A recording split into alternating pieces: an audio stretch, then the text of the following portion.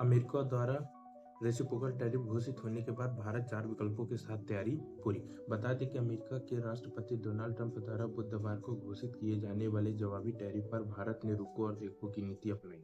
अन्य प्रमुख अर्थव्यवस्था की तुलना में भारत ने संयम अपनाते हुए पहले प्रभाव का विश्लेषण करने का निर्णय लिया। ट्रंप प्रशासन द्वारा 2 अप्रैल को घोषित किए जाने वाले मुक्ति दिवस टैरिफ को लेकर वैश्विक जगत में हलचल है। अमेरिकी समय अनुसार बुधवार शाम 4 बजे इस फैसले की घोषणा होगी। सोमवार को ट्रंप ने दावा किया है कि भारत समेत कई देश उनकी नीति के चलते अपने शुल्क में भारी कटौती करेंगे।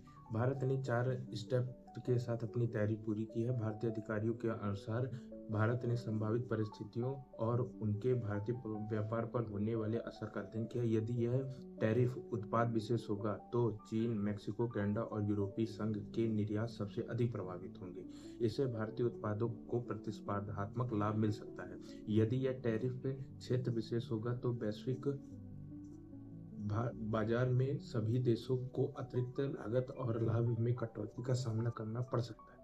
यदि यह टैरिफ किसी देश विशेष के लिए लगाया जाता है या शुल्क उत्पाद के रूप में आता है तो यह भारतीय अर्थव्यवस्था पर बुरा प्रभाव पड़ सकता है। एक अधिकारी ने नाम छिपाने की शर्त पर कहा कि जब अमेरिका के नागरिकों को ही इस शुल्क की सटीक प्रकृति का अंदाजा नहीं है तो हम पहले से इस घोषणा का इंतजार करेंगे और फिर इसके कुल प्रभावों का आकलन करेंगे।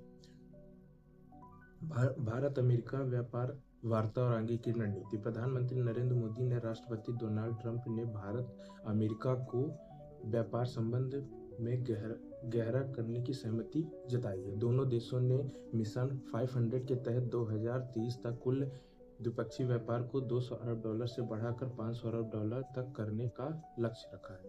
मंगलवार को संसद में वाणिज्य राज्य मंत्री जतिन प्रसाद ने कहा, फिलहाल अमेरिका ने भारत पर कोई जवाबी टैरिफ लागू नहीं किया। दोनों देश व्यापार वार्ता के जरिए एक बहुपक्षीय व लाभकारी व्यापार समझौता की दिशा में आगे बढ़ रहे हैं।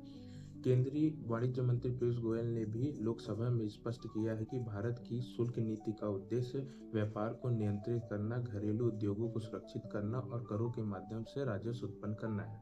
भारत अब प्राथमिकता आधारित और मुक्त व्यापार समझौतों की दिशा में आगे बढ़ रहा है, जिससे व्यापारिक बाधाओं को कम किया जा सकता है।